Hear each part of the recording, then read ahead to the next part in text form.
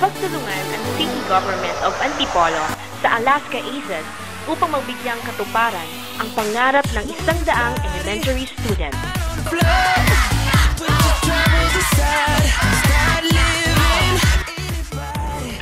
Masaya at excited ang lahat para sa isang bagong karanasan.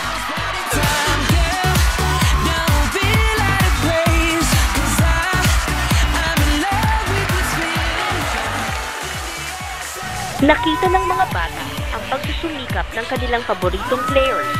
Bawat puntos, fouls at stat grade ay nagsisilbing aral at inspirasyon sa kanilang murang isipan.